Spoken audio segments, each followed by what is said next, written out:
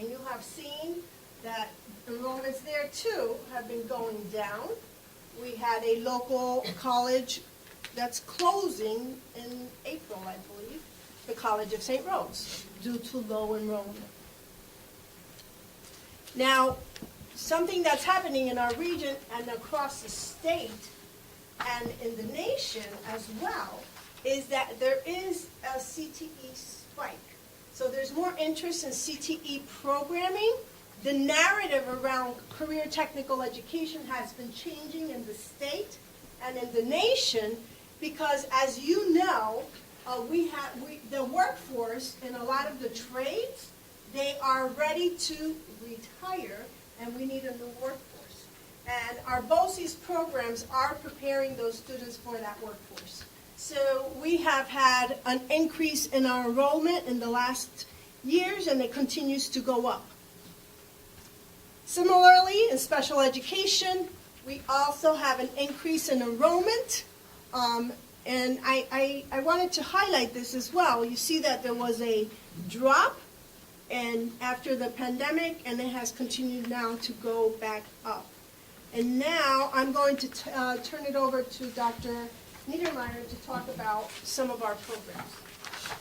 Hi, I'm Jim. I oversee a lot of the instructional programs at Questar 3 BOCES. So one of those programs is CTE. One of your board members is also a part of that program as well. She's a work-based learning coordinator at Klein. But we have a really incredible career and technical education program at both of our major centers, and we also have a CTE program at another center in Durham. So we have many programs that you might be familiar with from your knowledge of CTE in the past, some kind of tried and true standard programs like auto tech and culinary arts and cosmetology, but we also have lots of new programs as well. So we do have an aviation program, which we're very proud of at our Hudson campus. We also have programs like Pathways in Education and a new education program that we're hoping to start at Hudson in the fall. We're also, we have a welding program, which is heavily in demand at our Klein campus, and we'll be opening up a new one in a renovated space in our Troy campus this fall. So we're really excited about how CTE is going. And we also have a career studies program. So career studies is a program for students for whom perhaps like CTE is a little bit too rigorous and they need a little bit more individualized attention, small group attention that they might need. We also have a youth apprenticeship program, which is a pretty fantastic opportunity for kids to actually get paid as they're learning their craft. They can apply to be an apprentice at one of several businesses, depending on their field, and actually become a paid apprentice that works over the summer and is essentially an employee. So we have had students who have gone through the youth apprenticeship program and have then even been hired by the places where they're serving their apprenticeship. But we have a guest with us tonight. This is Kenny Jackson. So Kenny Jackson is in the culinary arts program. He didn't just decide to wear the hat.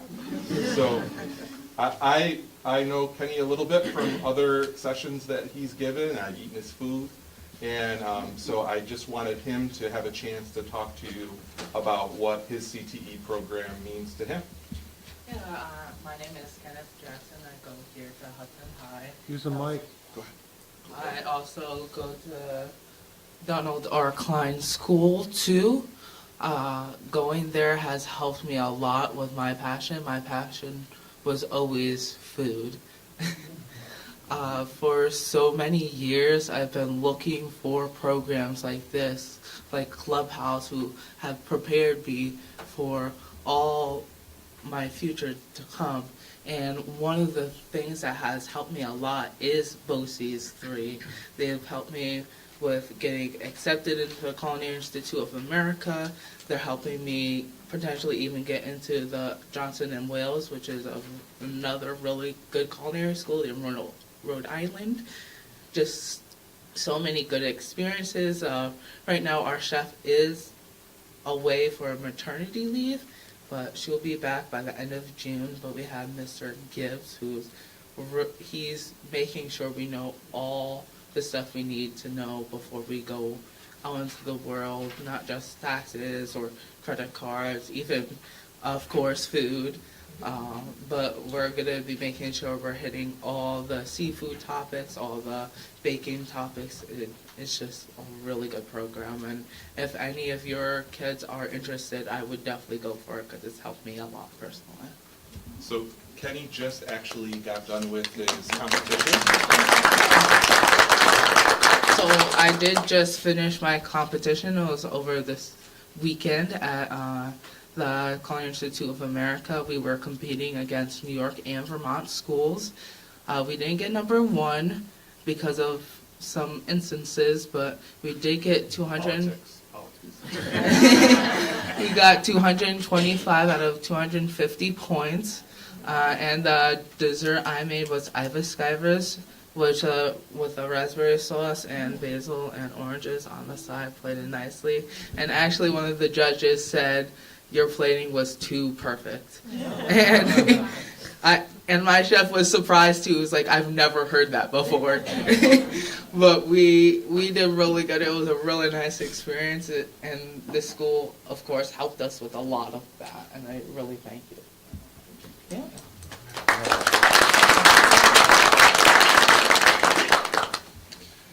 We also have a couple of really unique high schools as part of Questar 3. One of those high schools is STEM High School.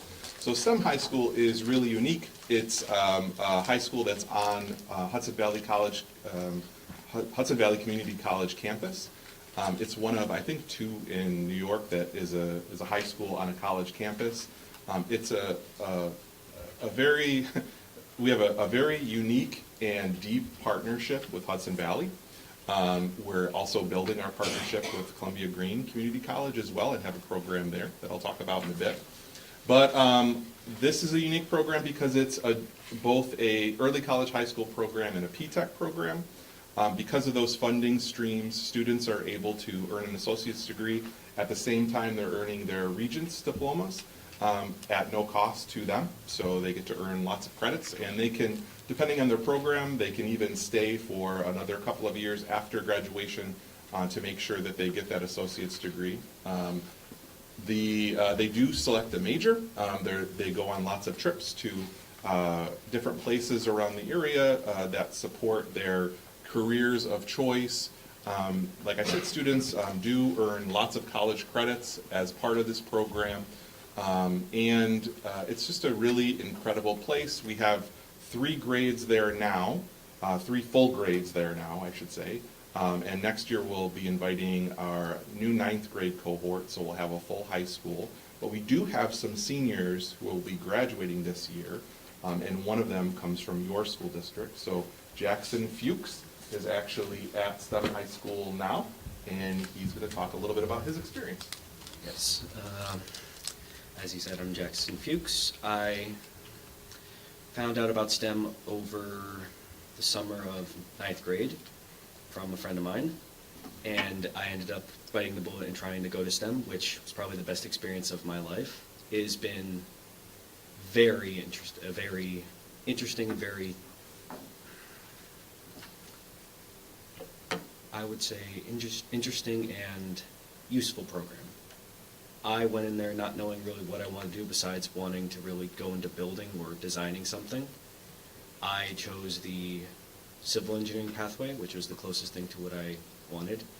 And thanks to that pathway, I now have 19 credits in college from Hudson Valley, and currently have a 3.0 GPA. I wouldn't even say that's the biggest part of STEM. I think the biggest part is the community and the whole different feel of high school. I wouldn't even say the college is just a minor part of it. It is a major part, but I would say the whole community has been more, I use the term accepting, more or less because of how different the environment is. Instead of going in like 30 kids in a classroom, you might have 10, 20, similar concepts, similar things, but with different ways of teaching it, more project-based, which has been very fun, which has been very interesting and had some very interesting projects. All the teachers are very wonderful and very thoughtful and kind people, and taught me a lot about how A, the world works, and B, how to be better as an engineer. Shout out all those teachers. Thank you.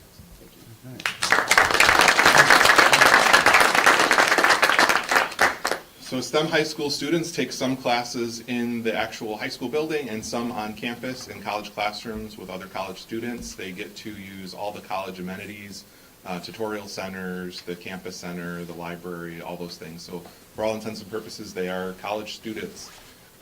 Another really unique program that we have is Tech Valley High School. So I served as the principal of Tech Valley High School for 5 years. Tech Valley High School is a wall-to-wall project-based learning school. It was founded in 2007, so it's now one of the kind of most mature project-based learning schools, certainly in New York. But in its network, which is called New Tech Network of project-based schools, it's really become kind of a lighthouse school for all of those other programs to come and see how we do things there. It is a STEM-focused high school. It doesn't have that same early college P-TECH funding stream as the others, so while kids can earn associate's degree while they're in high school, that is something that isn't paid for directly, so that's one big difference between Tech Valley and STEM high school. However, there is a 100% graduation rate there and has been for a long time. I should say that both of these schools, both STEM high school and Tech Valley High, have a pretty high percentage of students, students with disabilities, pretty average compared to the schools around us, percentage of, students with economic needs. And so these are, pretty much normal populations that would be at any school. So they're not students who are selected because they had the highest GPAs in middle school. It's just average school students who, through a different model, find success. So Tech Valley High School students also do extensive internship experiences where they kind of learn what their purpose is over the course of 4 years, and they interact with a lot of students. One thing that's very interesting at both of these schools is that students aren't just evaluated on their regular core coursework, but they're also evaluated on these essential job skills like self-direction and agency and communication. And those are things that appear on students' grade reports and transcripts, and every time they open their platform where all of their assignments are, they can see how they're doing in all of these different areas. I also want to talk a little bit about New Visions. So New Visions is a really interesting set of programs that are located at different college campuses around the area. So we have many different New Visions programs. Unlike the other programs that I mentioned, these programs do have a pretty serious kind of admissions process where some selections have to be made based on student performance during the first 3 years of high school. So the students who are in New Visions programs are generally students who are in the top 20% of their class and know what they want to do for their career. So we have classes like Pathways in Education on the UAlbany campus. In that program, students actually do student teaching. They learn about education. At the end of the program, they actually take the TA exam. So we have had, I think, 40 out of 41 students who've been in that program ended up as education majors. So these are students who know what they want to do in life. And now the students who, for the first time last year, graduated with TA certification as well. So if they wanted to be TAs while they're going through college, they can do that. We also have a visual and performing arts program for folks who are interested in theater, visual arts, music, and that is in Troy. We also have a STEM program that is on the RPI campus. Those are for students who really want to be engineers and who can take engineering courses and physics at RPI. We have a medical program that's very popular. We had 50 applicants for 15 slots in the medical program this year. And it's a program that meets both at Hudson Valley for class and also Samaritan Hospital to do rounds with physicians. And so students do rounds like doctors in training would do, and they see things that I wouldn't want to see, but they are very interested in. But they're definitely getting an authentic experience. We also have a scientific research program on the SUNY East campus. We have a business, finance, and accounting program that's new this year. That's at Columbia Green Community College. I really can't say enough about how incredible that program is. And so if you have students who are interested in the world of business or accounting, that is definitely a program to check out. And we finally have the EPIC program, which stands for Emergency Preparedness Informatics, Cyber and Homeland Security. That is in the new eTech building on UAlbany campus, and so students are learning about cybersecurity, homeland security, and a lot of the students from those programs end up kind of graduating into UAlbany's programs in those areas. And so we're really excited about that program too. So if you have a person who wants to be in the military or homeland security or law enforcement, that would definitely be a program that they should check out. So many opportunities for lots of different types of students, and so we're really proud of our offerings, and we continue to develop those offerings all the time. Stay there. Okay. So I've been sharing this because you probably hear a lot about artificial intelligence, and that is something that is here. It's here to stay. We're using it. We sometimes just don't know that we are using it. But, you know, this is just some examples of some of the headlines in newspapers and articles about how AI is really changing the world. So go to the next slide so you can talk about the programs that are coming. Sure. So we have some new programs. So we have an education careers program that we're trying to pilot at Klein Technical School. So that would be a 2-year version of the Pathways in Education course, and it wouldn't focus just on teaching, but all of the careers that we need to fill in education. So folks who are interested in being school psychologists or social workers, or if they're interested maybe in special education, those will be things that we talk about in that program. And I really am mentioning that because right now enrollment for that program looks a little low. So I'm really hoping to have that program go because we have a fantastic teacher in waiting if we have enough student interest. And also it's definitely something that we need in the area. We need to be creating more teachers.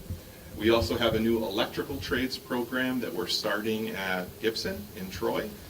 So we're expanding a program. So we're actually using a warehouse. We're renovating a warehouse at Gibson to house heavy equipment and a new welding program, and that frees up a space that we're going to put an electrical trades lab in because we know that that is also very much in demand in our region. We're also introducing firefighting at the Klein campus. So we have an EMT program that students will be able to take senior year as an independent 1-year program, but students can now also take a firefighting program and bundle those two as one program if they're interested in being an EMT and a firefighter. We are one of a couple of schools that are trying to introduce firefighting programs because of the need for that across our state. And we have some different, we also have that welding program that I mentioned at Gibson. And then, you know, on the special ed side of things, we're doing some different things in terms of the ratio that we have in classes to make better use of the adults that we have in classrooms. A lot of our classes have students with a lot of one-to-one aides, and so we're experimenting with how do we do special education differently for the next generation.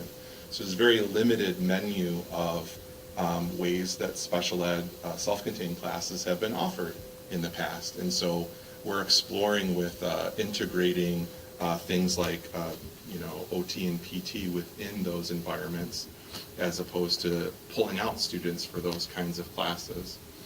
So we have some of those things going on, and we have some reading specialists that we're introducing into our middle level programs especially. So I think one of the things that happens sometimes in our self-contained programs is that students don't have some of the things that they might have at their home district. And so reading is definitely one of those things that we found a lot of benefit for when we've invested in reading in our elementary special ed programs. But we're introducing that at our middle level programs, and really hope to also introduce more kind of special area courses for students in those programs too, so that they can also make those the kind of full communities that you have here. Thank you, Jim. Yeah, you're welcome. And now I'm going to ask Harry to talk about the programs that the district purchased.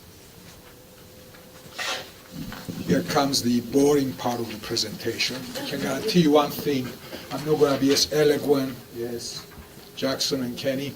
So let's give them another round of applause, ladies and gentlemen. I just want to say, we don't pick these students to come here. It's whoever volunteers. And I will say that I'm always amazed about how elegant these students are and how they can communicate flawlessly. Quite frankly, I'm jealous of them. But one day I will aspire to be just like them. So thank you guys. So I'm going to talk about money. That's important but kind of boring. But let's see how.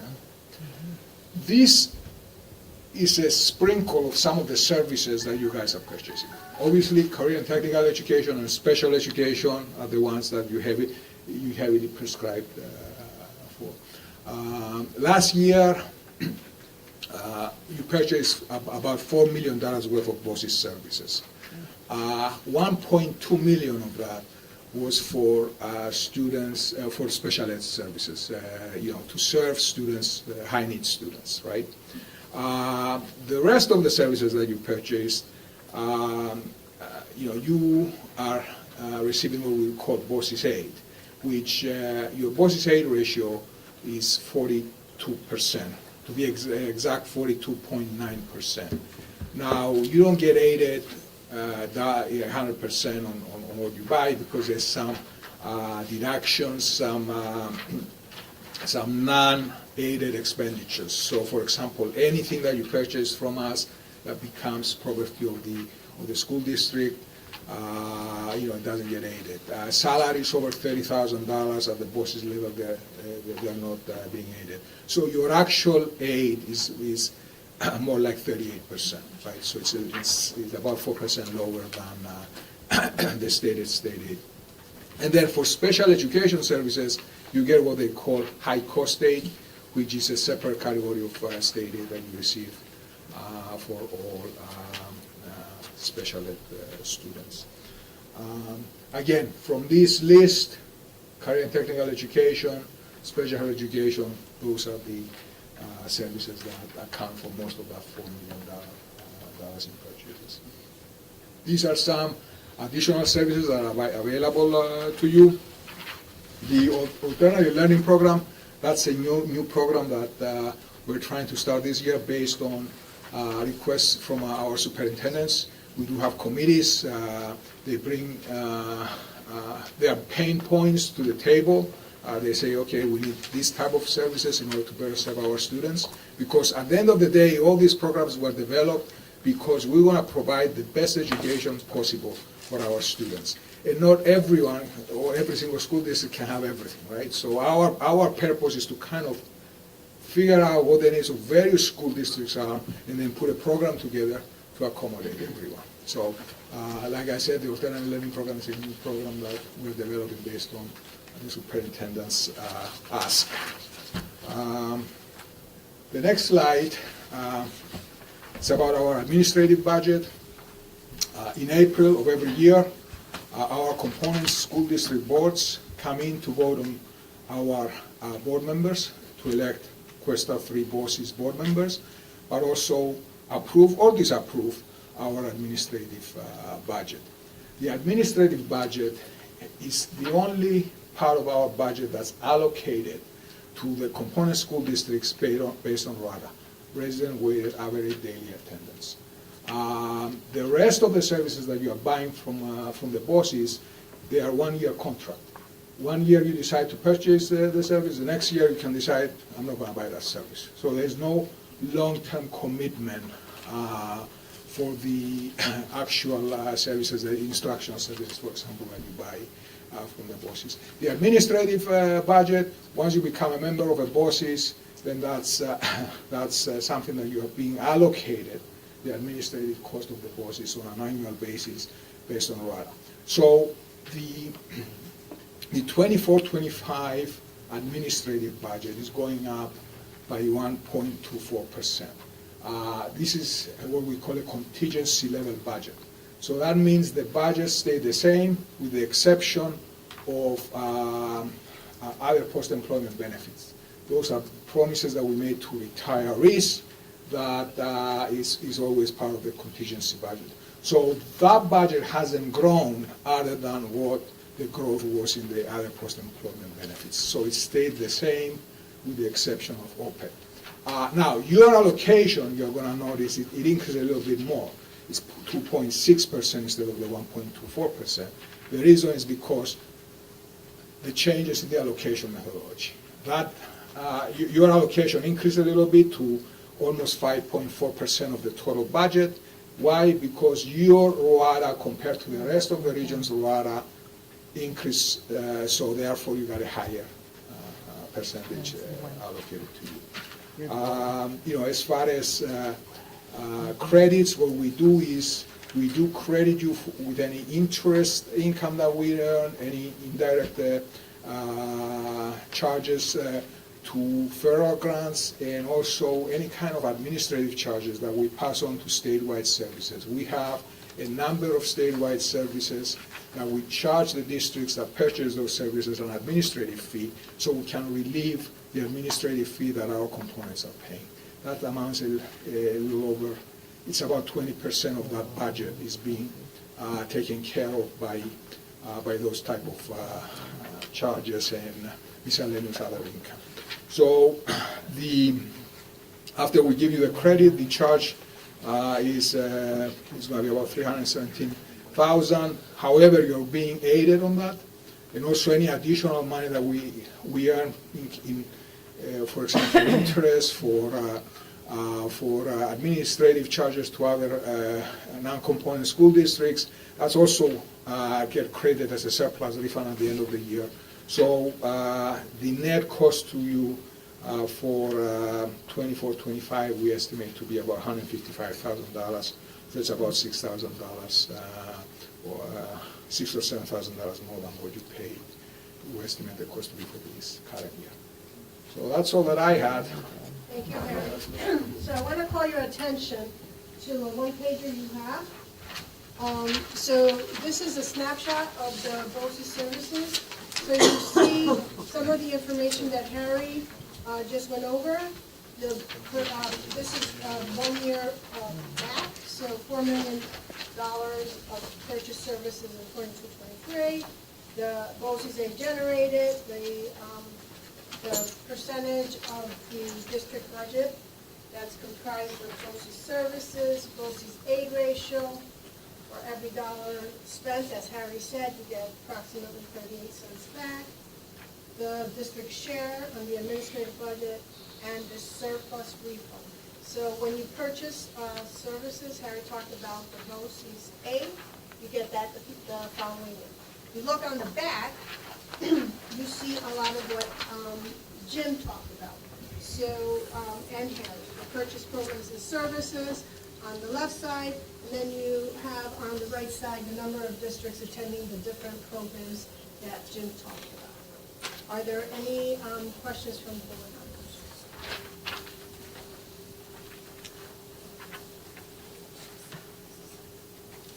this? How's it determined how many seats Hudson gets in any of these educational programs that you guys offer?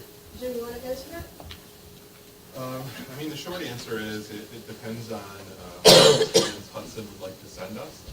So there are some programs like New Visions that have caps, but generally the other programs are open enrollment. There probably will be a time when we also have to look at, putting some kind of cap on STEM high school and Tech Valley High School enrollment, but we're not quite there yet. And so we're able to take all the students that Hudson would like to enroll in this program. And then this year, we're contemplating a second section if necessary in some of the programs. Yeah, so the really tough course that right now is that New Visions Medical program. And I think you do have a student in the New Visions Medical, a lot of applicants for that. And there's also a lot of demand for some of our CTE programs. For instance, culinary arts is one that a lot of students want to get into, and so we've had waiting lists in the past for some of those programs. So basically there's an intake process that involves, we go through the students who we look at, their desire to be in the coursework. We look at some other things like attendance and try to put in students who, really want those seats first. The problem is that leaves a lot of worthy students unable to take, courses that they want in, say, like cosmetology or culinary arts. And so whenever possible now, we're looking to possibly see if we can increase sections to keep up with the demand that students have for those courses. Yes? I just had a follow-up question about the attendance when you're looking at that. Are you weighting admission towards students that have a better attendance, or maybe students that don't have such a good attendance in the regular program that could use that additional? So that's a good question. One of the things that we found is that student attendance may improve if they're in a different kind of program, but it's not going to be the kind of improvement that you'd like to see. It's not doesn't have that motivational effect on attendance that you might think it would. Although it does help some students find some relevance in a program, and then they really want to attend programs. But we do look at things like, we're really looking at students who have not chronic absenteeism, and that will generally put them in pretty good standing to get one of those slots, as long as they haven't had some chronic attendance problems. So it can make pretty good to good, but it probably can't make chronic attendance issues into good. Any other questions? In the past, especially when I was coming to school here, Quest Star for me was, what I thought of it wasn't like a junior college. This seems like a lot of junior college rhetoric. And there's a place where there's a gap.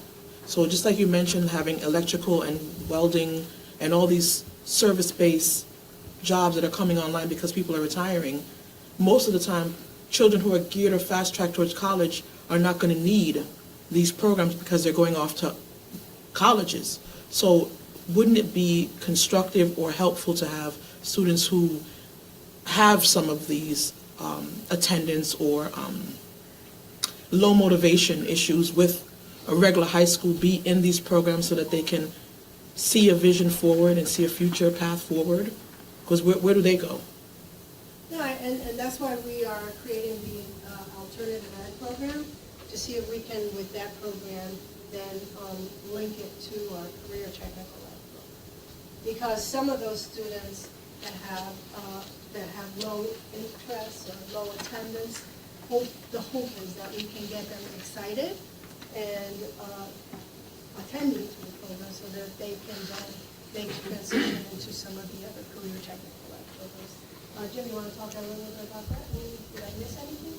I don't think so. Yeah, I think that it's an excellent point. So we need to have programs for all different kinds of kids. So there are some programs for, kids who are really high-flying honors levels kids, but there also needs to be programs for kids who haven't found their pathway yet. And so we'll continue to build programming as needed until we're meeting their needs too. So the alt-ed program that we're looking at doing is designed to be kind of very much a career-focused, project-based, focused, positive community program. And that's an attempt to address some of that. But, we're always looking at ways to integrate students into programs to help them find their thing. So this alt ed program has not come online yet? No, our hope is to open in September. Thank you. And all of our programs are developed with the input of superintendents. So we operate with superintendent input in different committees, subcommittees. We have an academic program subcommittee. We have a advocacy and business partnership subcommittee. We have a district services subcommittee, and that kind of covers all of the other programming that are not instructional. And then we also have missing the professional learning and leadership and professional learning subcommittee. That focuses a lot on professional growth for the entire school community. We just had a very successful regional professional development day with approximately 4,000 educators from our region, and the feedback has been very positive. You had a point about, you brought up in the beginning about board members being from different school districts. Mhm. Has Hudson ever had a member from the Hudson board be on your board? So Mary Daly was on the Hudson board, and she is currently on our board. So when there's right now we have 3 open seats and 3 incumbents are running. But when there is a opening, we reach out to the superintendents and we ask if there's anybody interested. Thank you. The question was, like, do most of the other board members also serve on their district school boards, or is it? They must Yeah, have, that's the question. they must have served on the district boards prior to being, they don't need to be serving at that time, but they had to have served on the district board. And they can serve concurrently. Yes, they can, Mark Mann, Francois. There's a few of them that are currently on the component district and the BOCES board. And just one more question about amount of students enrolled. Is there like a general ratio that you see of students in programs compared to like the number of students within a district? That's a trend? And is that data easy to like access to see where Hudson falls compared to other districts? We could probably, because, so when I talked about the Arvada across the region, we have the numbers for Hudson, and we have the CT numbers for, yeah, so we can give you those numbers. Great. So I can send them to the superintendent. And the back You have your actual, You know, it's like 46 students compared to like 1,600 overall. Like, how does that compare to You other want to see a districts? ratio? yeah. Yeah, we have that. Cool. In terms of, what is it, the purchase by district, where do we fall in our, because you said it's 4 million, right?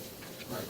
Where do we fall in terms of all the other districts, in terms of? I think you are probably in line with the rest of the districts.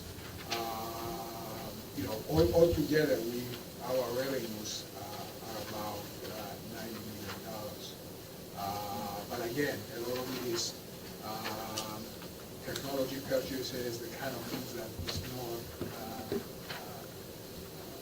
not done on an annual basis, so to speak.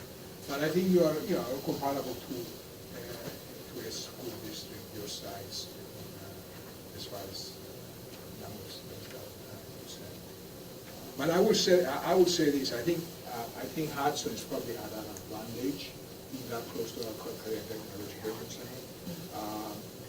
So the Hudson Ed Center is about 75,000 square feet.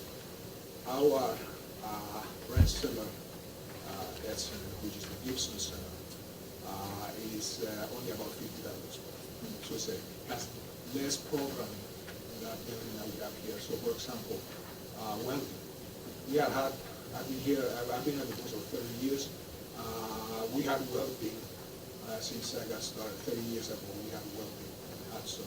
We're now starting a welding program at Hudson. The aviation program, that's a program that's right around the corner from the airport. We don't have any comparable program Yeah. Hudson. And just to add on, the aviation program, students are getting pilot's licenses at the end of their junior year, and they're getting their instrument certification in senior year. There's big, it's actually pretty impressive, but big simulators within the classroom so that students can practice on any kind of aircraft they would want within the classroom, but also students are going to Richmore Aviation and getting flight time during school. So they could be, flying in the morning, coming back to your school and doing their classes in the afternoon. So not an opportunity that a lot of schools have. Very few BOCES have that program. It's a very expensive program, because flight time is very expensive. But having said that, I do recognize the fact that there's certain programs that are limits as far as how many students we can accommodate. So I just want to give you an update on what's going to be happening in our client center, which is here right around the corner from me. We have a multi-year plan. Actually, I just did an RFP to hire the architect that we're going to be renovating that building with the intention to use the space as efficiently as possible so we can add more programs so we can deal with the environment of students that we have. Because usually, 30 years ago when I went up the BOCES, the RWADA for the whole region was 44,000 students, right? That's how many students, think about it this way, that's how many students were in the buildings on an average of a day, right? We are down to 29,000. However, current technical education services, the enrollments are increasing because it's good demand, for good reasons. Yeah, they're great programs, and the more students that can go, the better it is. Have you thought about offering to parents on a paid? So we are going to be doing some adult classes. Can you talk about that? Yep, sure. You're hitting all the points. So we actually are developing some adult ed programs. There's actually one in heavy equipment that is going to start pretty soon, so folks can start their training to get their CDLs. That's definitely something that schools can benefit from, but something that the trucking industry and lots of other industries can benefit from more folks that have their CDLs. As we're developing the new welding facility, we hope to bring an adult ed welding program online. We're looking at adult ed programs all the time. Okay. Thank you.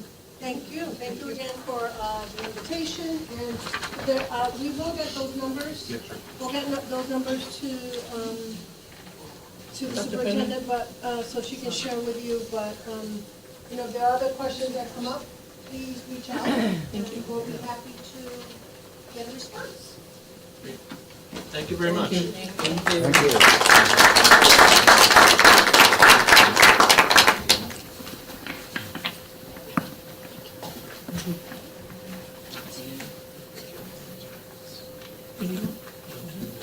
Yeah, I have.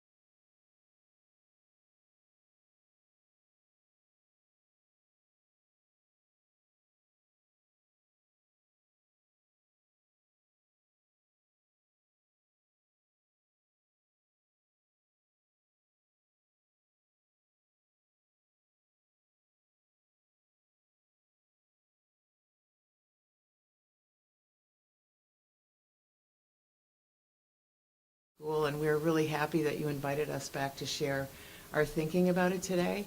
I want to tell you that I'm here with the executive committee of HDC. That includes Phil Foreman. Phil, raise your hand. Phil is the treasurer, Nick Haddad's the vice president, and Paul Barrett is the secretary. And this team, plus some other of our board members, have been thinking about this building for almost a year. We have put a lot of time and energy into speaking to people in the community, speaking to other organizations, and kind of getting a feel for what this building could be. But before I start, I just want to read you something that I came across in our studies about a school building. I'm going to read it because I didn't memorize it.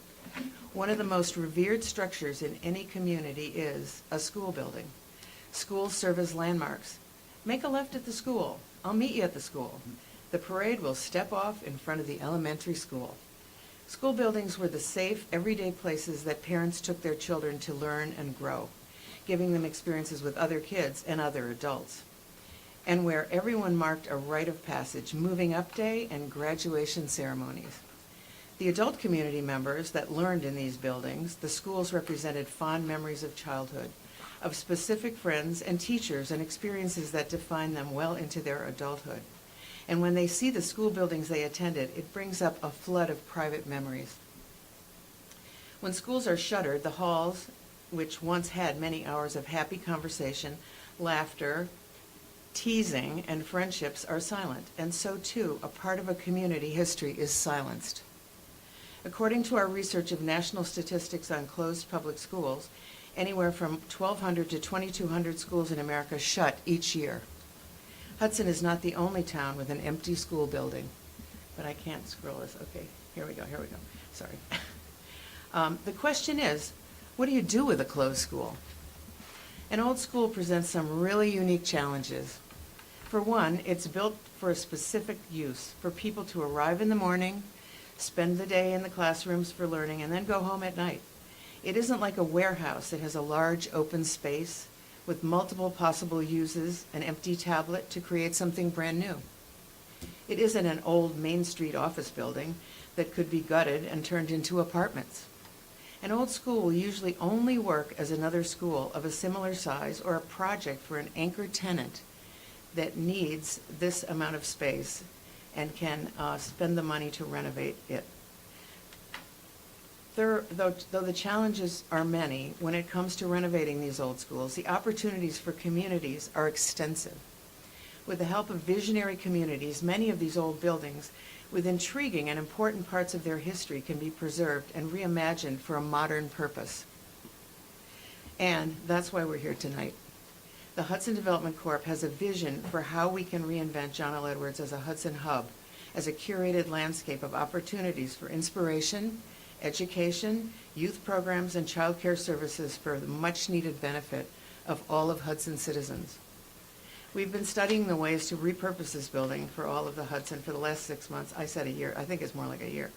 It's a big project, but we're certain we have the best use for the John L. Edwards building, and we're delighted to share our thinking with you tonight.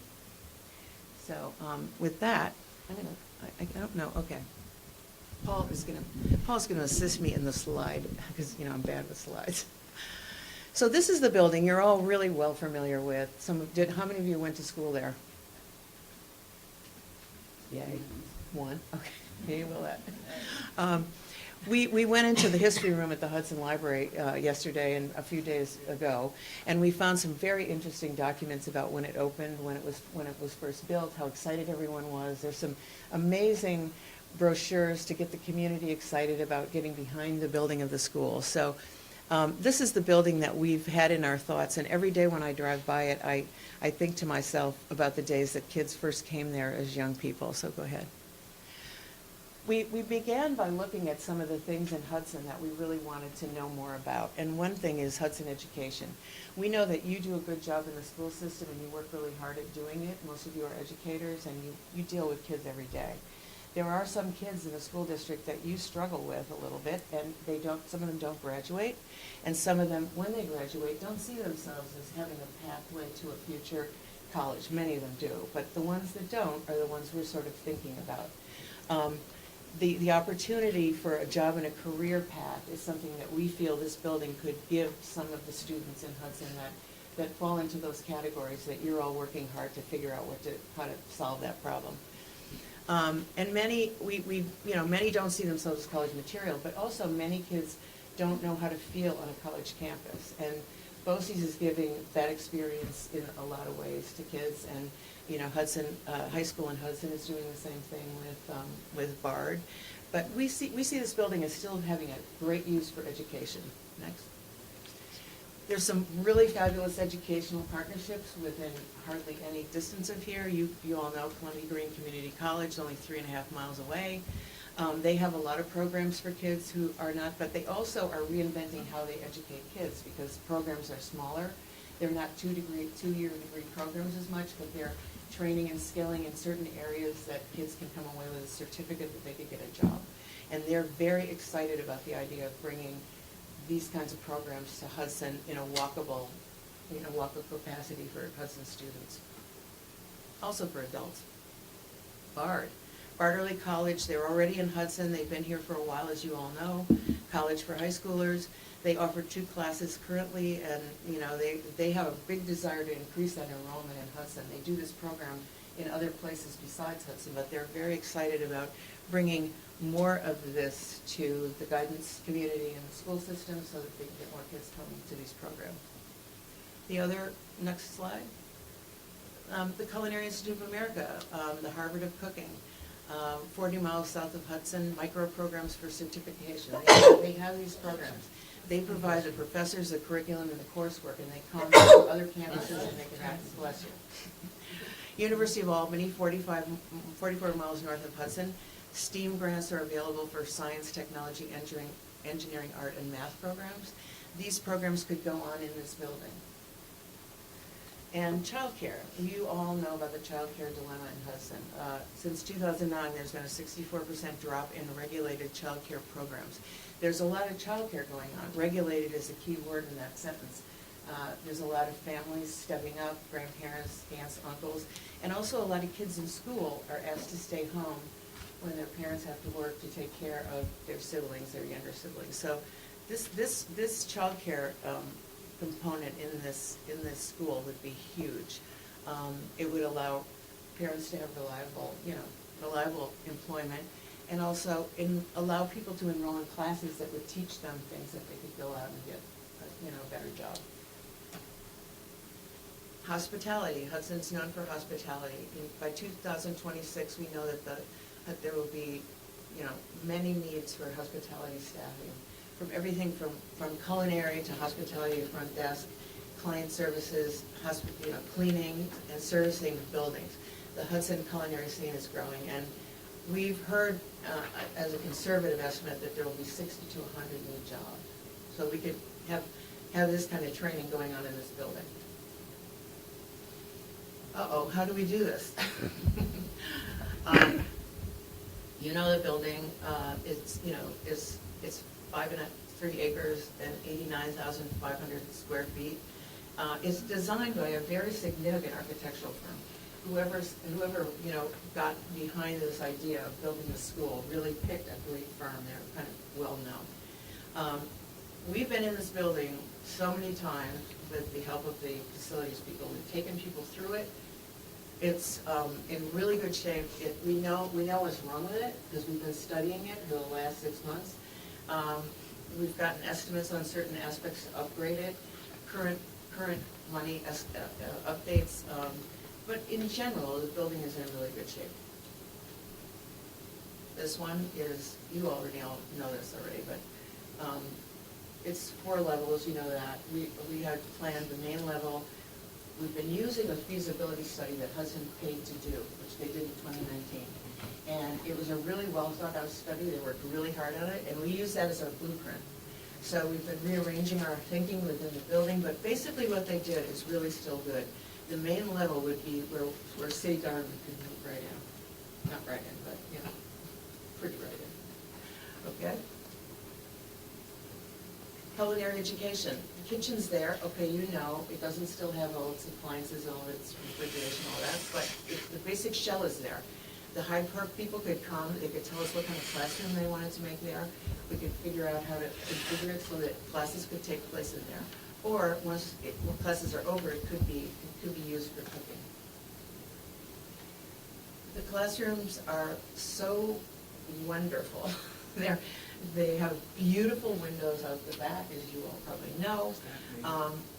Columbia Green Community College could use these classrooms, and Bard could use these classrooms, and there are many other, and BOCES could use these classrooms too, because some of the programs they're doing are things that would work in this building. Daycare. There's rules and regs for daycare in New York State. They're much stricter than just take kids in and out of school, so the rooms would have to be, set up for the legal aspect of daycare. How many kids per square inch? I don't think it's done by the inch, but how many kids, water, bathrooms, but the classrooms all have water and bathrooms, so it seems pretty doable to us. The city government opportunity. This is a tremendous opportunity for Hudson. Hudson's been laboring their administrative offices in buildings that were originally for other things, and they're not all in one place. They're, you've all been in them, I'm sure. But there's a tremendous economy of scale to move all of city government in one place so that the building is supported, but also if you go for something, there's all those offices are in there, the treasurer, the mayor. They just renovated City Hall for over $1 million, and they were in the firehouse where they were waiting. And they liked working there together. They told us they got along, they had lunch together, and they interacted, and they were more productive. So one location would be good. It also will give Hudson employees a sense of that they're working in a city that's progressively thinking, that's modern, that's moving towards the future. And we think that'll have a big impact on the city output, and municipal image will be better. These are the buildings. If they sold these 3 buildings that they own, and they were back on the tax rolls, it would generate approximately $30,000 per year in additional school tax revenue. So, and also it would, these buildings, as I just said, they're not really configured for what they're doing. And they would sell them, and they would be repurposed, and it would be back on the tax rolls. The council chamber could take place in here. This wouldn't necessarily be a retrofitted just for the council. This room could be used for other town hall meetings, hearings, whatever needs a big public space. Because right now there isn't a space in Hudson for people to come to an event and listen and talk. So this would be good. Civic offices, you all know what a change cubicles made. But this is a perfectly great way to work, and much better than what they currently are doing now.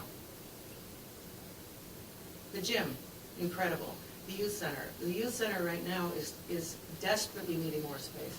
They feel they could use 11,000 square feet, not including the gym, just for programs. The kids are all packed together, and they can't separate them by age as much as they would like to. Some need more homework, older kids, younger kids.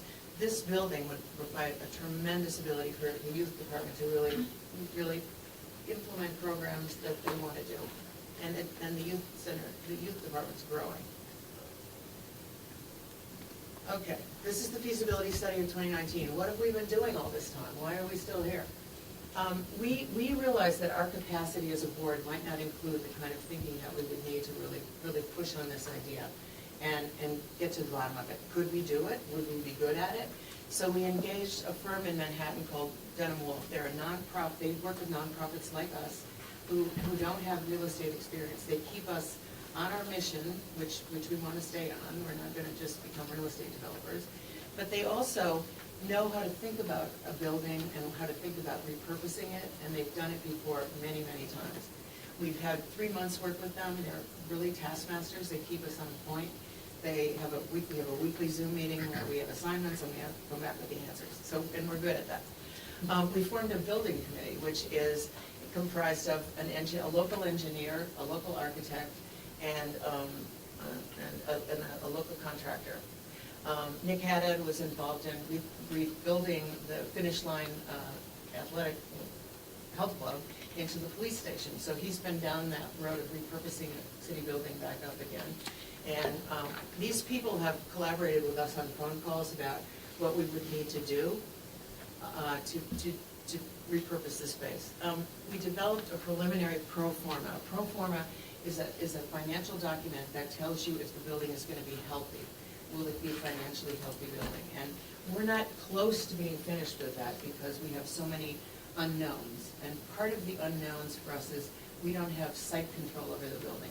We don't have a deal. But we're constantly speculating forward, what would we change this and that and this and that. And that will come along. It's not uncommon to still have the pro forma be kind of not right yet. City government, we talked to city government. They haven't said they're moving in there. We haven't talked them into that yet. But we feel that we can find a way to help them understand, you know, the benefits of it. And as they're wondering, you know, they're as curious about our plans as we're forming them. It's a big idea, and I'm sure they'll come around. Oh, this is where the mastodons died. Okay, no, okay. Tenants, this is a huge issue. What does a tenant need? When you say to a tenant, how much space would you need? If I gave you, they'd say, I don't know, you know, I would do this and I would do that. So we've talked to Columbia Green Community College. They're very enthusiastic about bringing some, not only, you know, CTE kinds of classes, but also some modern classes like drone certification and, you know, and a cannabis, whatever, I don't know, a path to cannabis, something. And so then we talked to Bard College. They're very excited about it. I've talked to Hyde Park. They are very excited about it. There's a lot of interest, and BOCES, who I haven't been able to talk to, and I didn't know who to talk to, now I have people to talk to, I would probably be calling them up too. We have engaged financial institutions about the financial aspects of this. Obviously, the renovation of this building will take a tremendous amount of money. Once we know what the pro forma is, and once we know what people's needs are, maybe some people could just take the classrooms. We have to make the building safe and viable, and that's our first and foremost effort would be doing that. And that will take money. There's a lot of grants for this kind of work, and we have a grant writer that we've hired who's working on figuring out what grants would apply to what. And the grants, as most of you probably know, these kinds of grants from the state are, you have to spend the money to get it back. They're reimbursable grants, so it would require bank funding, bank financing for us to make the changes, and we would phase the building probably because we can't afford to do it all at one time. But it's all of the pieces of making a complicated story like this change into a really great happy ending, we're working hard on every day. And you know, we believe that this would be a feather in the cap of the school board, and you know, for having had this vision. And we also feel that the city of Hudson, so many people in Hudson would benefit from having this building delivering still what it was always giving, which is, you know, great services to a wide range of people, kids and adults, in the future. And you know, we are excited about it every day. So, does anybody have any questions? So is HDC looking to entirely fund this with grants? What are the funding sources that you're considering? No, the grants we'd be looking to fund anything we could refund with the grants. Right. So certainly the construction aspect of renovating the building would definitely be, you know, we would be looking for grants to get, but also we would need financing to cover spending it to get the job done, and then the grants would pay back the money. Chris, could I jump in? Yeah, Bill. I'm the treasurer, so I spend much time on worrying about the numbers, worrying about the costs, and working through the possibilities. So on the funding, to be clear,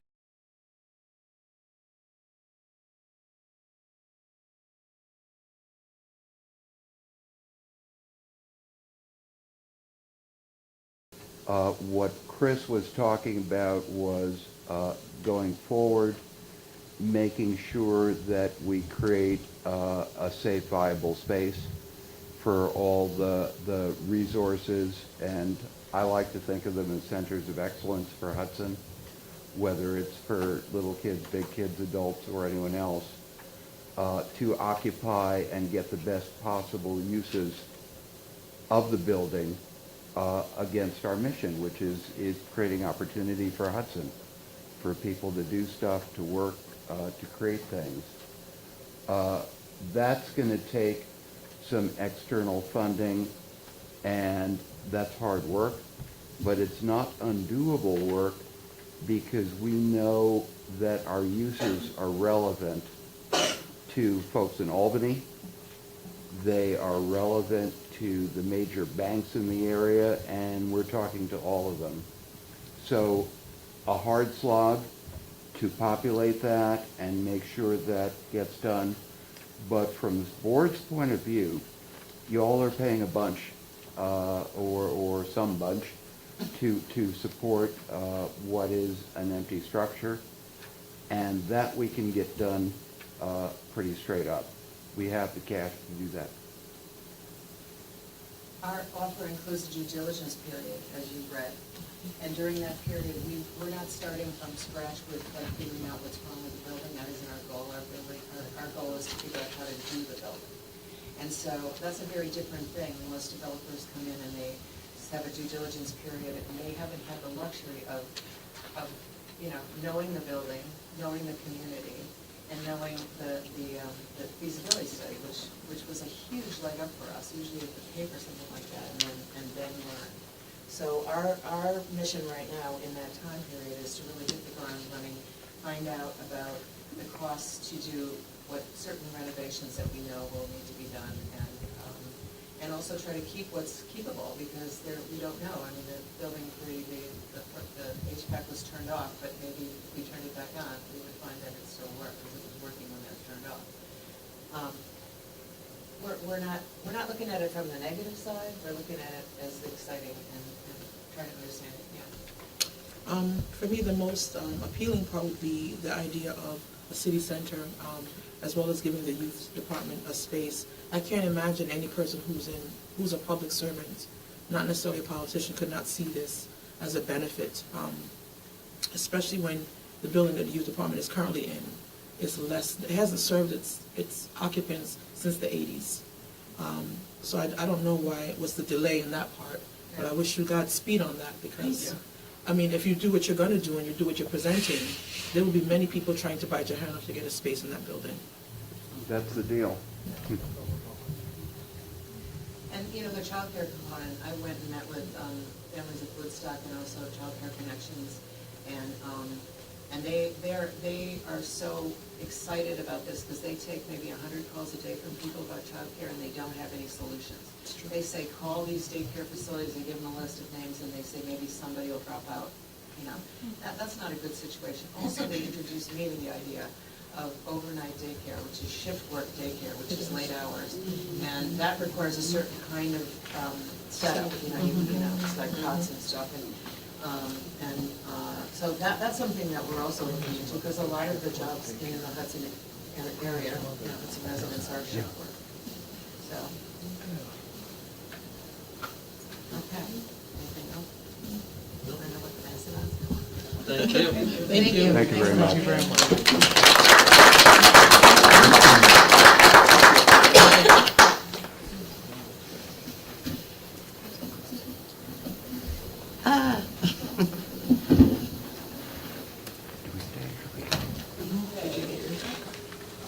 Next presentation is a proposal for redesign of the Blue Hawk Academy. Yeah, we can go. I think we can. Thank you. Thank you. Thank you.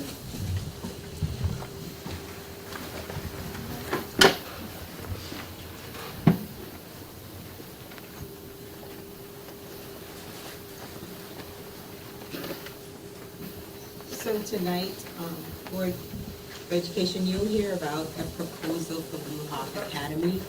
Upon my arrival here in September, we did have a Blue Hawk Academy. However, as part of my 125-day plan, it was a gathering of information and doing a needs assessment concerning the current Blue Hawk Academy. And so based on my needs assessment, I deduced that we needed to have a different structure in our Blue Hawk Academy, or we needed to have structure. So from that, I empowered the team, the Blue Hawk team, along with Mrs. Rabinowitz and the building admin from the junior high and the senior high and their team to work with Dr. George Parker to come up with a proposal and a design. You'll hear more about the process and how we got here.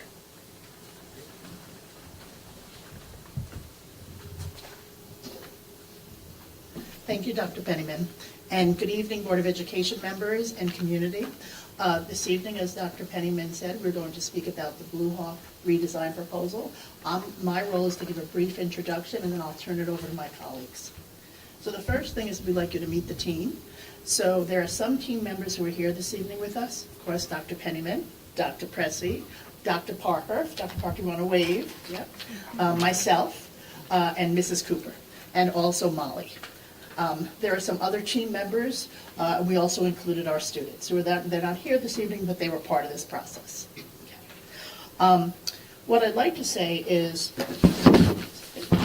okay, the team visited a few school districts, and in a few moments you'll hear about the details. Some of them were in person, some of them were virtual. But our whole goal was looking at programs that had successful achievement. We wanted to really do that for our students. So without further ado, I'll introduce you to Molly. Start with Molly. Thank you. You're welcome. Good evening, everyone. So, my name is Molly Zucker, and I'm the Associate Principal of the Blue Hawk Academy, and it's a pleasure to be here and to share with you all, and I'm really grateful for this opportunity to be able to be a part of this innovative program. So, why Blue Hawk Academy?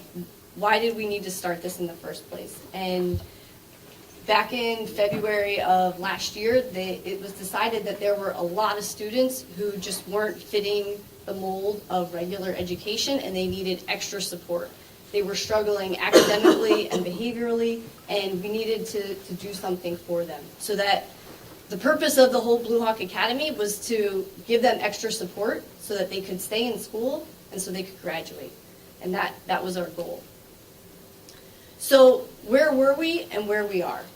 So back in February of 2023, we launched the original Blue Hawk Academy.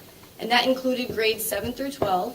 They had a staggered schedule. So they started later in the day, 10 o'clock, and they finished at 4 o'clock.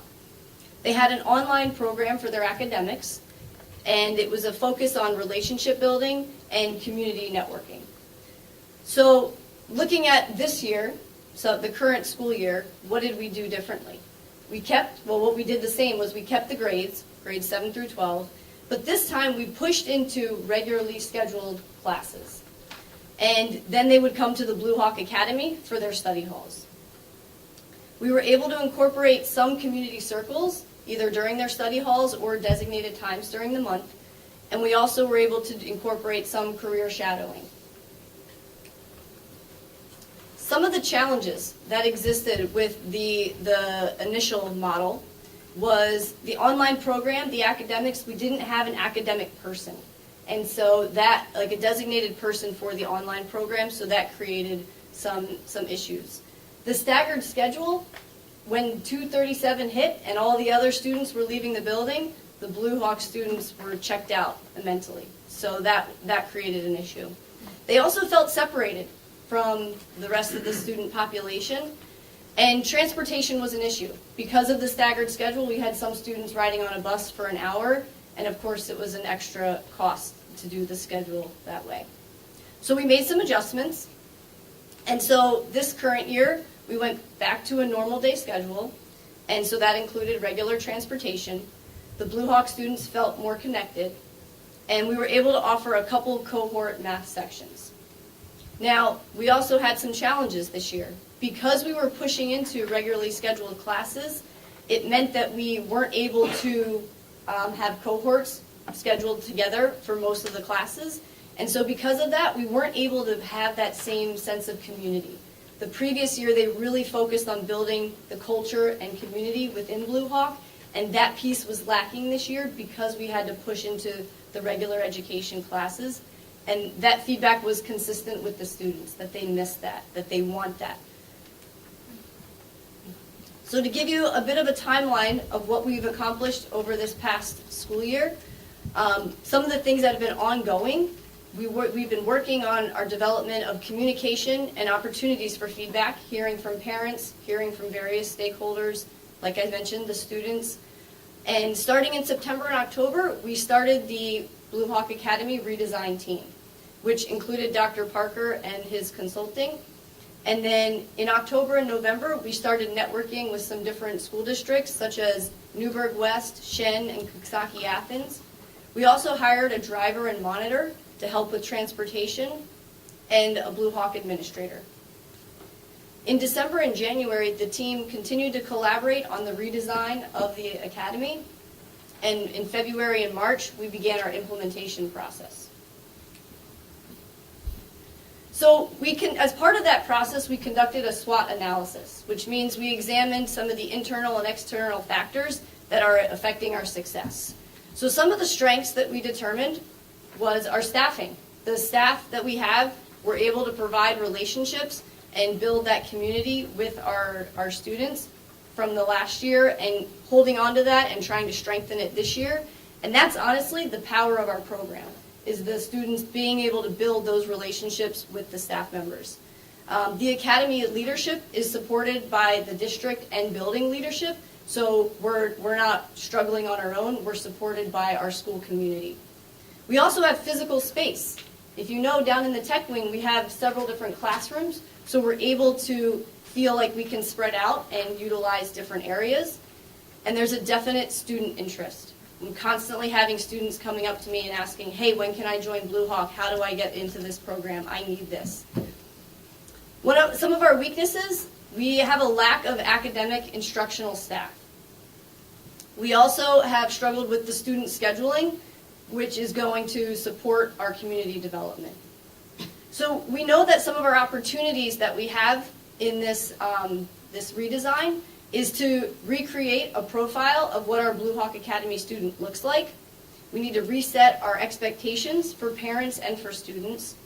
And we're continuing to add citizenship, community service, and leadership to the program. We're also revisiting the staffing model and how we are putting together the academics.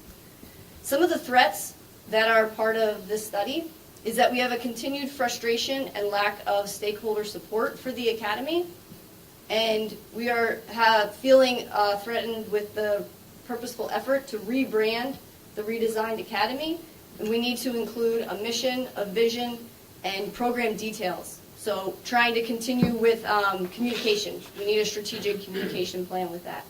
We also need transparency with appropriate opportunities to receive and review and receive our stakeholder feedback.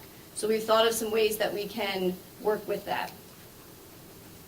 So reimagining the Blue Hawk Academy. After collaborating with the various schools and with Dr. Parker and the team, we concluded that a cohort model is the model that we would like to go with. And it will focus on the senior high school students with an intense focus on our 9th and 10th graders. And so what that would look like is period 1, the students will have a check-in time. That will help them to recenter, get them emotionally connected to where they are. And we will provide core classes within our Blue Hawk Academy space. We also want to have designated teachers to teach those courses. Then we also want to limit the students' travel by themselves, which means as best as possible, we want to create a shared schedule. And that will help provide accountability for the students and also for the staff. So we can have someone going with them. They know what assignments they have. They know what was going on during 3rd period so that we can provide that additional support for these students. So here would be an example of what a schedule would look like. Like I mentioned, period 1 will be an emotional check-in, community circle time to start off the day. Then periods 2 and 3 would be core classes held in the Blue Hawk Academy space. Period 4 would be physical education and a science lab alternating days. Period 5 would be lunch. Period 6 and 7, another 2 core classes happening in the Blue Hawk Academy space. Period 8, they would travel out to an elective as a group. And then period 9, they would return to the Blue Hawk space for college and career readiness. Various skills that I'll talk about later. So then, let's talk about the 11th and 12th graders. We're looking at a slow release model for those students. They will attend regular education classes. They will still participate in Blue Hawk Academy community activities. They will need to meet different credit requirements, and they will provide mentorship to our 9th and 10th graders. They will also have more of a focus on the college readiness and career exploration, which will be an expectation that they will do. And part of those skills will be workforce skill development, resume writing, financial literacy, and 21st century skill development. So what does this student look like? What kind of student are we looking for the Blue Hawk Academy? Like we said, 9th through 12th graders, scheduled for regular education classes, pursuing a standard high school diploma. They do not require specialized instruction. They have average to below average attendance. They have the capacity to learn, but they need motivation and support to be able to achieve it, which is why they need those extra therapeutic supports. They also exhibit extreme barriers to academic success, which may take a variety of forms. They also don't exhibit aggressive behavior towards staff and students. It's really important to note that the Academy is not an alternative location for students who are on short or long-term suspension. And the reason for that is part of the power of the Blue Hawk Academy is creating that culture, creating a community where the students want to come, where the staff have relationships with them, and they are encouraging them on a regular basis. And so we want to be able to maintain that. And a lot of these students feel defeated. A lot of these students feel like they're failing, and they need that encouragement on a regular basis, sometimes just to get them to come to school. And then our staff are going to help them to move beyond that. So what does the enrollment process look like? We would start with a recommendation, which can come from anyone. School personnel, family members, the student might say, I think that Blue Hawk might be a good fit for me. That's all great. We're going to give them an application. They fill that out. We're going to ask that applications be submitted twice a year. 30 days before the start of school, 30 days before the second semester. And the reason that we want to move away from rolling enrollment is because, again, we are trying to create a culture and a community where we want people to feel like they belong, and we're not constantly changing the dynamics of that culture. So after the application is submitted, there'll be an eligibility review. We'll conduct that by the Blue Hawk staff. Then, if they are invited to an interview, a family member and student will be interviewed by Blue Hawk Academy staff. And after that, if they're approved, the family member and the student will both sign a contract saying that they agree to what we're asking them for, because we really need that connection between the family member and the student to make this program succeed. Now, I'd like to point out that at 2 different times, after the eligibility review and after the interview, if it's deemed that a student is not a good fit for the Blue Hawk Academy, then the staff and the school will still meet with the family members to discuss what supports we have in place that will still help that student. Because clearly they talked to Blue Hawk for a reason. And they said, we need to support this student, and so we don't want to leave them feeling like there's nothing for them in our school, but this program is not for every student. So we want to try to support them through that process.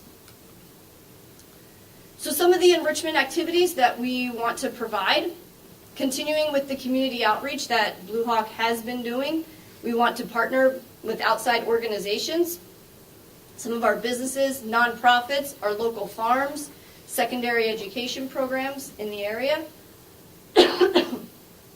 and community service projects. We've partnered in the past with Salvation Army and looking to work with the local food bank. We'll have different rewards programs and incentive-based activities and conducting industry tours.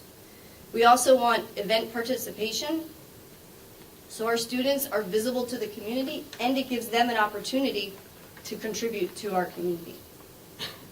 For college readiness, we want to provide college tours, college admissions visits, and help the students with the application process. Workforce development, we want to give our students some career exploration options, job shadowing, provide guest speakers, 21st century skills, STEAM, coding, and AI exposure. So the Blue Hawk Academy staff, I referenced them earlier. They are truly the power of this program.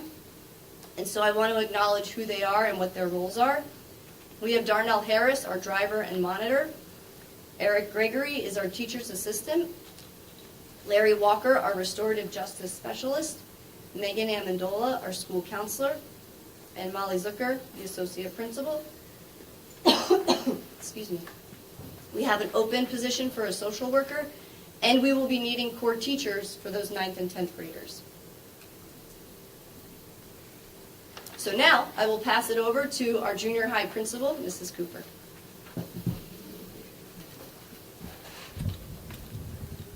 So good evening, everyone. Thank you for joining us. So my part in this is to focus on why is it that we have chosen to focus on grade 9 to 12. Part of the reason is because we visited 2 schools, and both schools had only grades 9 through 12.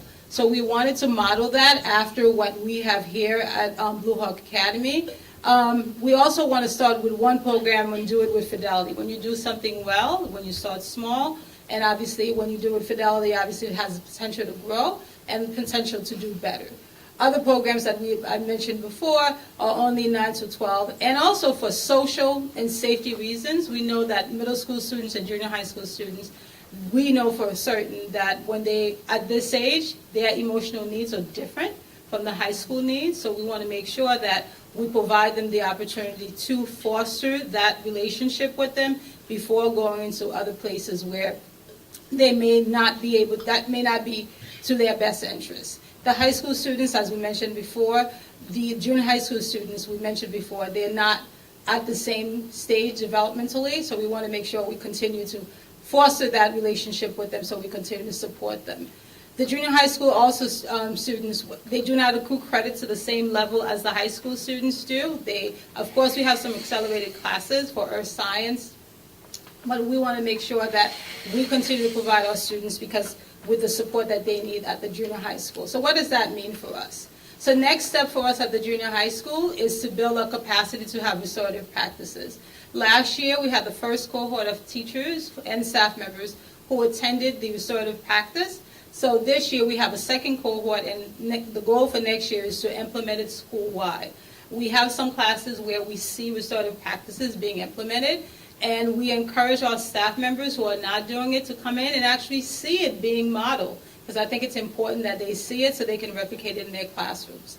Also, we want to increase parental involvement because we do know that when parents see that their children may not be doing well, we want to make sure that we support them from a very early age and continue that same progress so that when they get to the junior high, they continue to be fostered.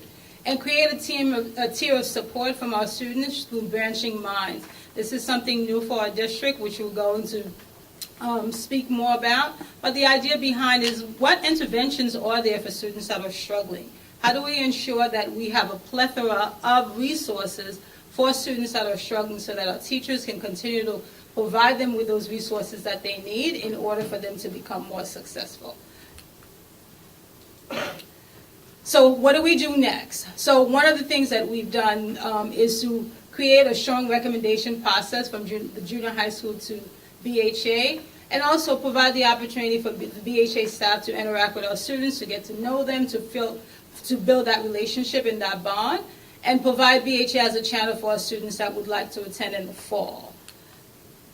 So having said that, we recently met with our 8th grade staff and of course with our 8th grade counselors. We created a tentative list based on the criteria that was set by Blue Hawk Academy. We vetted the list, myself and Mrs. Cornell, trying to figure out which students would best fit the criteria set by BHA, and to try to create or ensure that there is that continuity in transitioning our students that would be best fitted for the program. So I'm going to turn it over to Ms. Zucker. So in summary, I just want to acknowledge some of the key components of our program, the redesign. we are continuing to have an emphasis on relationships. The Blue Hawk staff are super crucial to that, and also building relationships not just with our students, but with our families as well, and community building within the Blue Hawk Academy, so creating that sense of community with the students. Also providing academic opportunities and supports. We really believe that cohort model will help the students as they travel together, have a shared schedule, and provide that accountability for students in those in that model. And then providing college and career readiness with the workforce skill development, college visits, and various business partnerships. And as we work to strengthen our student selection process, as Mrs. Cooper talked about, we are collaborating with our 8th grade team, which includes administrators, counselors, and teachers, and conducting our student and parent interviews. So our timeline moving forward from now until September, we are starting our recruitment of staff, and by April and May, we hope to have our student selection for next year finished. And in May and June, we will talk with our parents and our students, conducting interviews and receiving signed contracts. By July, we hope to have the completion of all of our staff hired. In August, we will be developing our program guidelines, orientation planning for new and returning students and their parents. We will continue to have ongoing identification of community and business partnerships, as well as our strategic communication plan. And in September, we will have our student orientation and host an open house for our families. So we'd like to offer this opportunity to the Board of Education to see if you have any questions for the redesign team. I have a couple. Sure. I was just wondering well, first, how many students are we looking at? That's a great question. So currently, we have 29 students that are in our program, and we're looking to do about 35 as we move forward. Okay. And then I was wondering, is this is this a commitment for 4 years? So you start in 9th grade and then you stay with it until 12th grade, but like suppose after 1 year you don't want to do it, can you like get out, I guess? Yeah, I would say so. It's not like you must commit to 4 years or you can't join at all. It's a ongoing process. Like, is it working for you this year? Okay, continue. Oh, not a good fit. Like, so not a 4-year commitment to start. Okay. And then my last question is about the teachers. Are you looking for 4 core teachers, or would teachers be teaching like 2 subjects, and will they be teaching both 9th and 10th grade? That's a great question as well. So we're not looking to bring in new teachers to do this. These would be teachers that are already within our school district, and it would be part of their schedule. Oh, okay. Mm-hmm. Yes. So if you're looking to come down from 7th to 12th, down to 9th to 12th, does that mean that you will have 7th grade, kids who finish 7th grade in the Blue Hawk program this year, who will not be in it for 8th grade next year? So that will happen for 1 student. Okay. Mm-hmm. And are there support systems being developed? Yes, there is a plan for that student. Mm-hmm. But the 8th graders who are currently in the program will transition to the 9th grade. Yes. Yes? One thing I just wanted to say I really appreciated was hearing that you're soliciting feedback from students to help improve the program. That feels so important to hear that the school is doing that in this program. Thank you. And then just could you say more about what the application process is like? Is it online? Is there someone in the program who helps the family fill it out if they're the ones filling it out? That's a great question. We're still in the process of developing that. That being said, it's going to be online, it's going to be paper, it's going to be whatever it looks like for that student to need to be able to apply. I've had some parents who have reached out and some students who have reached out, so sending it to the direction that it needs to go and then following up where we need to. And just like with anything else in our program, sometimes we have to offer a lot of supports to get things to happen. So we'll probably be doing a lot of that in the application process. Meaning, we're not necessarily going to say, you need to be assertive to make this happen. Does that answer your question? Okay.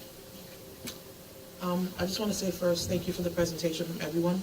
I'm happy to hear that this is not a program which, socials and chatter will have you think these are the students that are unwanted or who can't focus or can't make it. This is a place where they're clearly going to be taken care of. And the world is hard enough. Like having a space in a school where you can feel like you have someone that understands you, that can walk you through, that can help you through.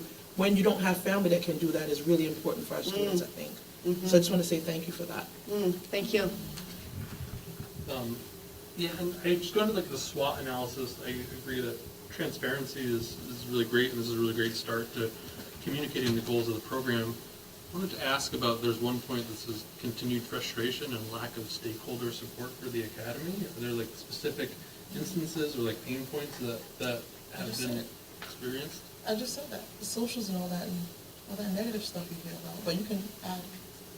Yes, and I think sometimes even within our school, there were definitely a lot of negative feelings in the beginning towards the academy, and we're really working to rebrand it. And I really honestly think we turned the tide.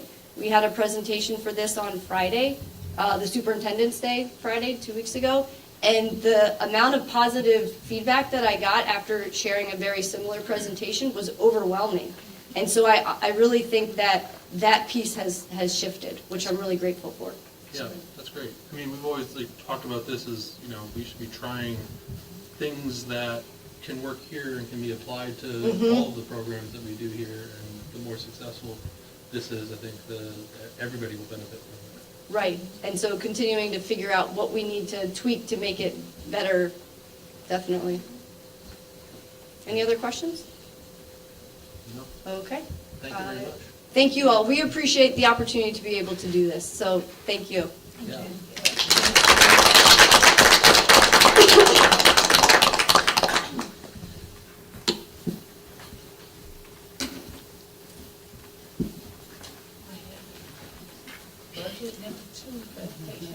All right, stretch everybody, because you gotta wake up now. Wake up, honey. That's really why everybody's here, I mean, really. Thank you for being here. Thank you. Boy, the crowd cleared right out. Well, thank you to all the fellow presenters for getting everybody warmed up for me. It's kind of interesting how everything that was presented today really ties into all the things I'm about to talk about as well. It's kind of a nice full circle situation, so I just want to say thank you for all of that. I presented about 2 weeks ago on our proposed budget. There's a few changes to this one. Still to come, though, is the state budget. The most recent feedback I've seen and read is that due to the holiday that is coming, the meetings are going to change and shift, and the budget's probably not going to be on time, which means hopefully April 2nd or 3rd, hopefully before our next budget presentation, but the crunch is on for Dr. Penniman and myself to give you guys something more solid at that next budget presentation in April. So let's tie it back to what we're here for, our vision and our mission. This is what's on our website now. This is how our vision is right now as we're working through our strategic plan. It's important to point these things out because this is the focus of all we do here, including the budget. I won't read it for you, but I always like to bring it back to that. Additionally, the purpose, the 6 keys to this success that Dr. Penniman has already presented in a 125-day plan, and things in this slide, that's what I was tying to, have already been presented tonight, right? So strengthening our instructional leadership capacity. We're doing things with this Blue Hawk redesign, great things with that. Strengthening instructional core, also Blue Hawk. Improving data-driven practices, Blue Hawk. Promoting a positive and inclusive school environment. We're looking at building relationships with community members, looking at that building, the elementary school. Increasing and monitoring accountability, tying it back to BOCES came and did their presentation. That's monitoring and accountability of how we're spending our money, programs we're offering for students, and the tiered approach to school support interventions, also what they're doing with that Blue Hawk Academy. What is our budget at a glance at this point? So all of our general fund student programs and services are going to be maintained. What does that mean? We're trying to hold together what we have right now and build from there, right? So we're building a new foundation for how we're going to move forward. We're looking at the 2% tax levy still, and which will be below the tax cap, the district's tax cap, which was 3%, which we'll talk about in a few more minutes. And we're going to continue to invest in classroom instruction and student supports. Here's some historical data, because I think this is important to also look at what our other budgets have looked like prior to this year, prior to what I'm proposing. Again, I'm a visual person, and some people are data people. So I have the chart on the side here that talks about 2021, 2020, 21, 22, etc. The increases is what it was. So this 1.776% is from 2019-20 to 2021, and so on. So this year we're proposing about 2.28. This orange line is the percent increases. The dotted line is the trend. As you can see, our percent increases really, on average, are trending down. It's important to understand. What are our expenses? This graph here we used last time. This is in conjunction with that. They're two separate sources of data. So this talks about our data as it pertains to payroll benefits, instructional programs, and debt service. Again, we talked about these things in our last presentation. Not much has changed. I was able to cut back another, if you look at the last presentation, it was about $60,000 more. So I went through and sharpened the pencil and decreased our expenses just a little bit here or there. General supports and instruction, they kind of go together. General supports are going to be things like your administration, some of our programs, some of our school improvement. Instruction, as those asterisks on the bottom, it talks about, that's including our general and special education, our maintenance of our plants and equipment, and our facilities and our BOCES programs. Then you have employee benefits.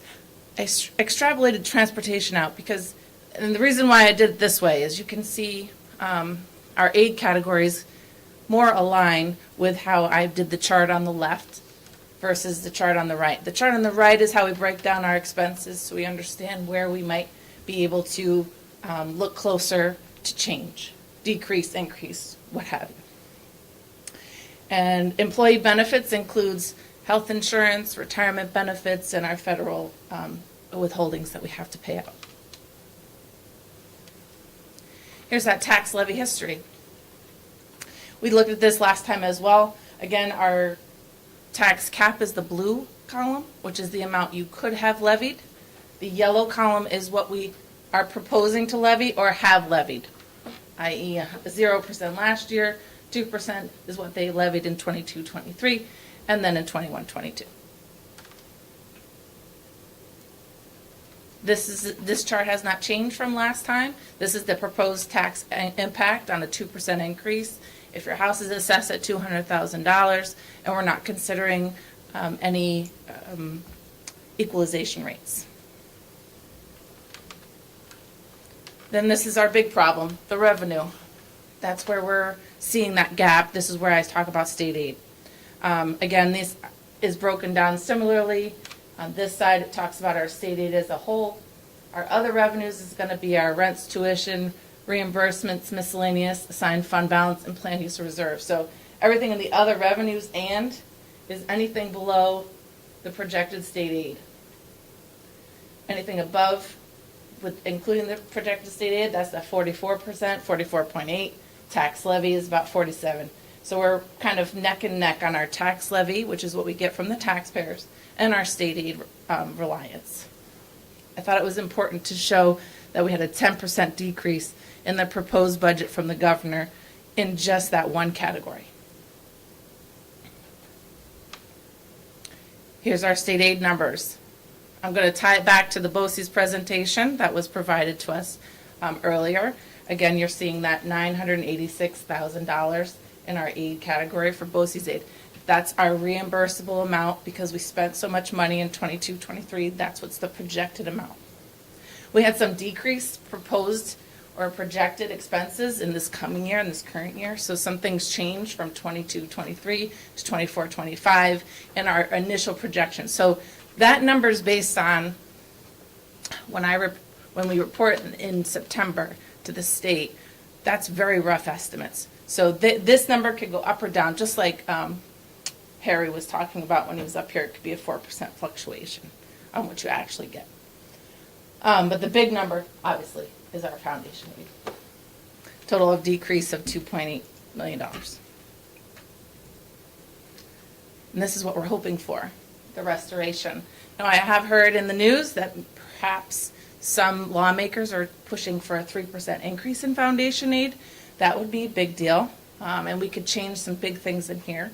But this is our bare bones budget as I show it to you right now, and this is what we're hoping for at the minimum. Just me talking more about that change between the restoration of the foundation aid versus the non-restoration. We'll have a $2.2 million gap if we don't get that additional foundation aid restored, and we'll have no gap if we have it. What are still some of our unknowns? The state budget. Our out-of-district placements. Again, those meetings happen closer to the end of the school year. So where we're going to put students or what is the most least restrictive environment for them to learn can change year over year.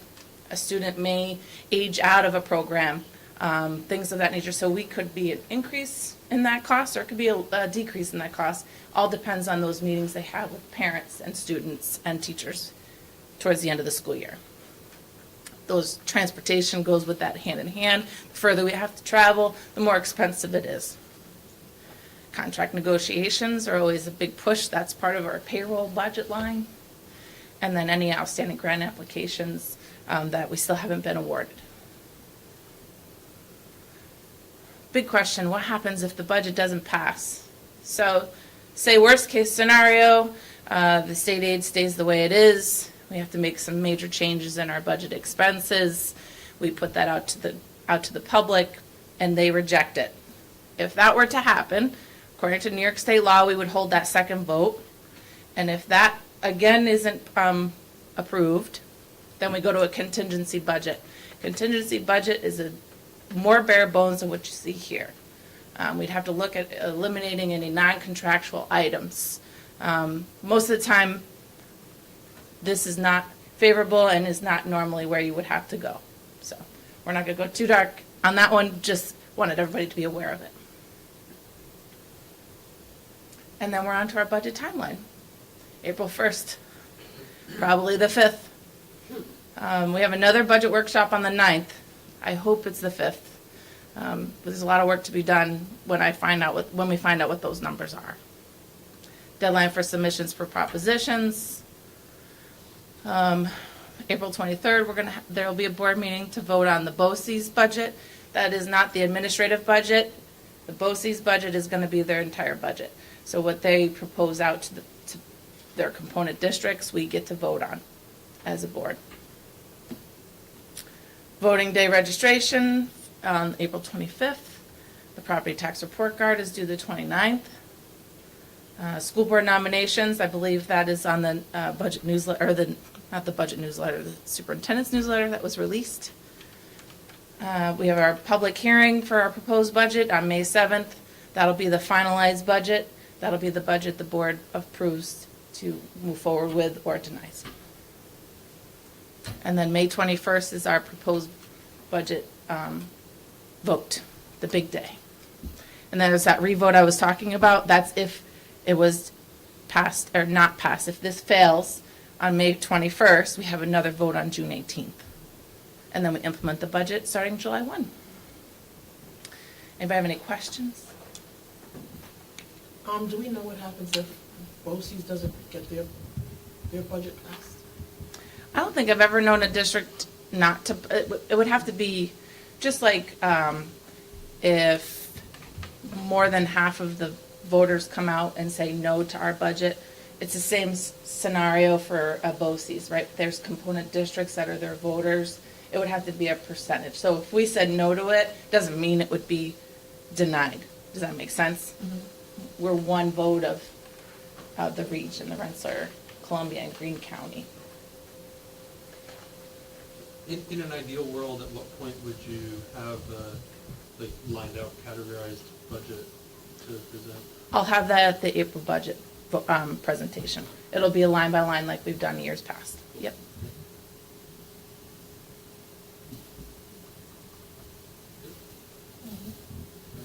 Thank you. It's hard to do the line by line, right, if I Yeah, don't know we what the don't know. revenue is yet, so I agree. we're getting there.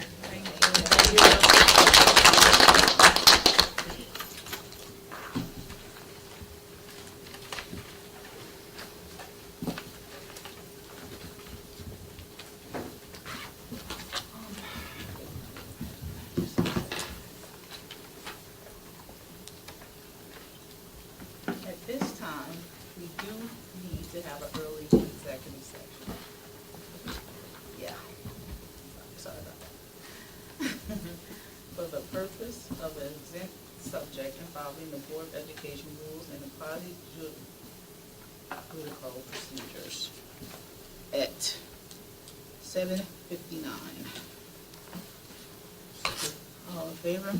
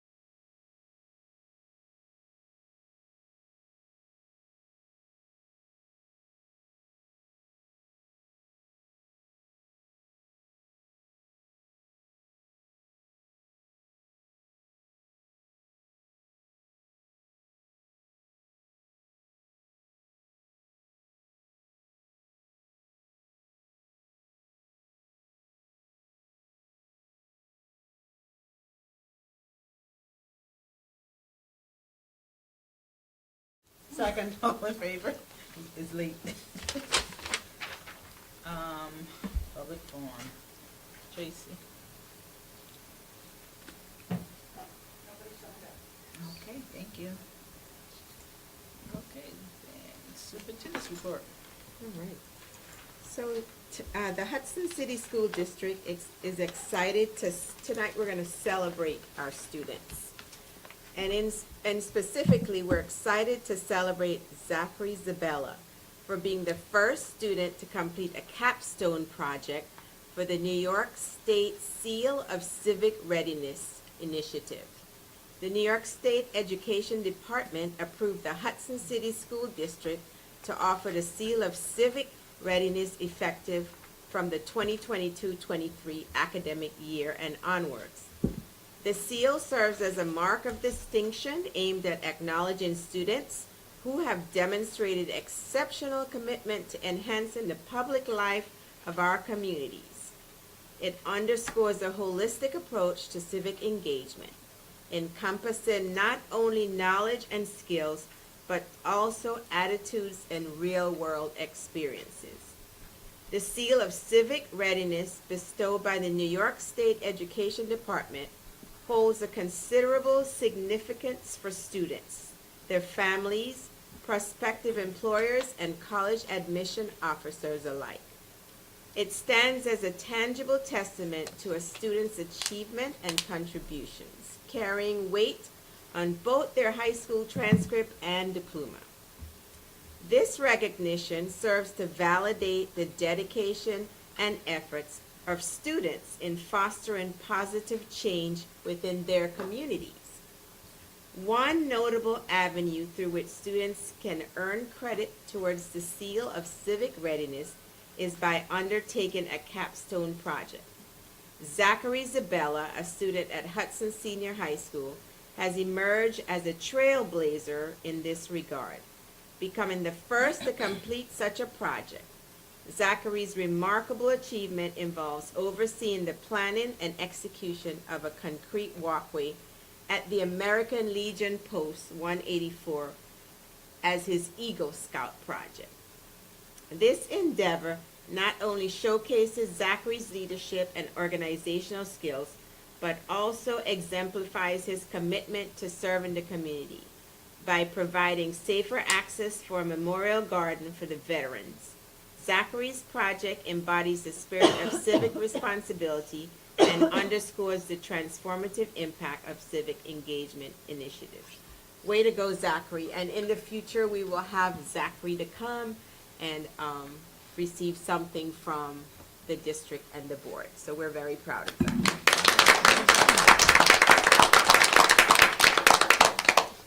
This past week, Dr. Pressy, Mrs. Rabinowitz, and myself attended the League of Innovative Schools Conference in New York, which is a branch of Verizon, has to do with Verizon. And we were very fortunate to attend the conference, but not only just to attend, but to be able to visit a school, Mineola High School in New York, which we saw many innovative programs. We saw wonderful portrayal of student voice, which is very important. We saw a school that we know that in Hudson we can be there just like they are. The superintendent told me he's been there for 15 years, so that does take time. But we were able to gain some great experiences from that, also just to interact with many other colleagues, but to just see ways that we know that we can improve our district and to create 21st century skills and opportunities that our students need. So it was great, more to come on that. And my hope is in the future to be able to, invite board members to attend so that you can get a first-eye view of what is expected of schools in the 21st century, and just to understand the goals that will be set forth in our strategic plan. Yes, some people may say, oh, well, Mineola is a suburban district. But to me, it doesn't matter where the district is located. It's what happens in that school district throughout those 6-7 hours that we have the students daily. So it was a great opportunity, and just looking forward to get the principals more involved, like I said, as well as teachers and board members. Thank you. We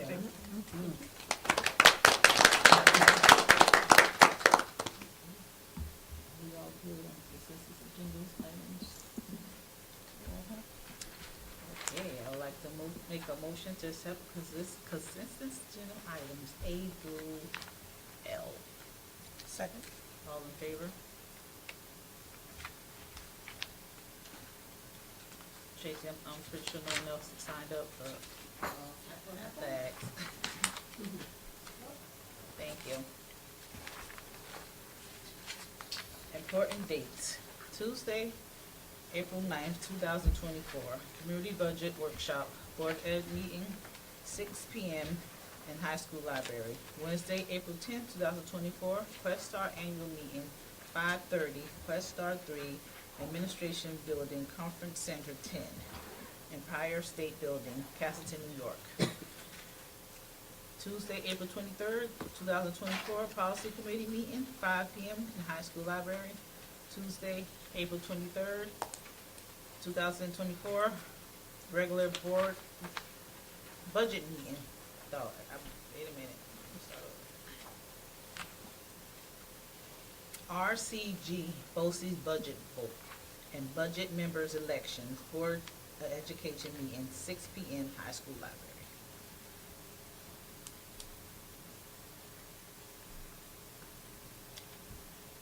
At this time, we do have need for a second executive section. For the purpose,